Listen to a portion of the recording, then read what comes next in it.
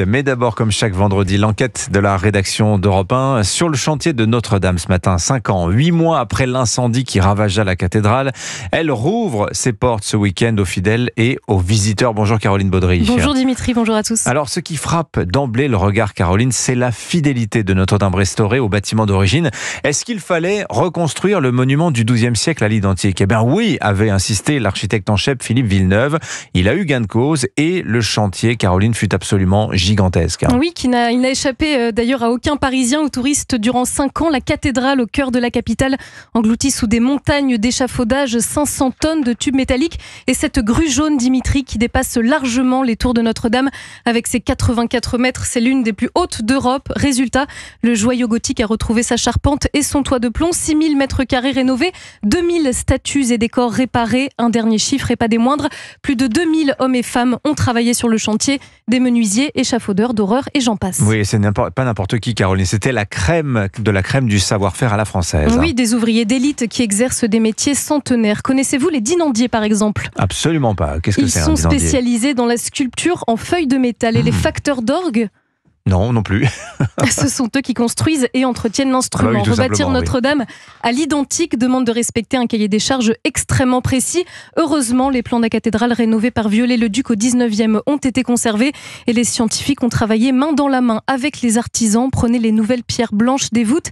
Eh bien, elles ont les mêmes propriétés physico-chimiques que les originales. Elles viennent de l'unique carrière de l'Oise où l'on trouve le calcaire lutétien qui avait servi à la construction de la cathédrale au Moyen-Âge.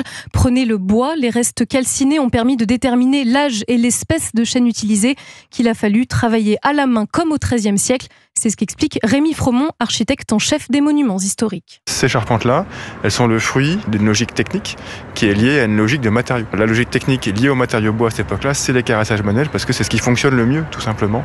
Ça permet de suivre les légères déformations des bois qui sont très rectilignes mais qui ne sont pas parfaitement rectilignes. On garantit au mieux le vieillissement des bois avec un séchage très homogène, avec très peu de déformations. Alors Notre-Dame, c'est peut-être le chantier du siècle pour la France. On va rester prudent, on n'est qu'au début du XXIe siècle.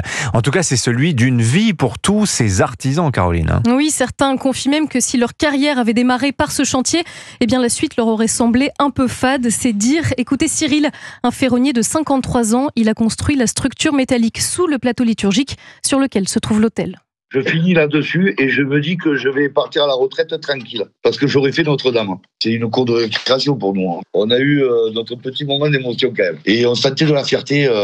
On s'en rend compte quand on sortait du chantier avec nos tenues de Notre-Dame. C'est des sourires, des merci, des serrages de main. Quand on descendait chez nous à Nîmes, dans le TGV, on est interpellé même maintenant. Là, parce qu'on nous demande carrément des selfies. Nous, on vient d'un petit village à côté de Nîmes.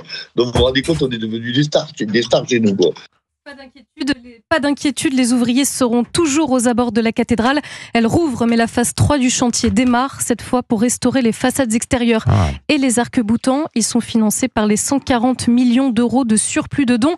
Au total, 840 millions ont été récoltés. Selon la Fondation Notre-Dame, c'est un Français sur 200 qui a donné pour que la cathédrale soit aujourd'hui rebâtie. L'enquête de Caroline Baudry pour la rédaction d'Europe 1, à la veille donc de la réouverture de Notre-Dame. Vous en connaissez désormais quelques secrets supplémentaires. Merci beaucoup Caroline.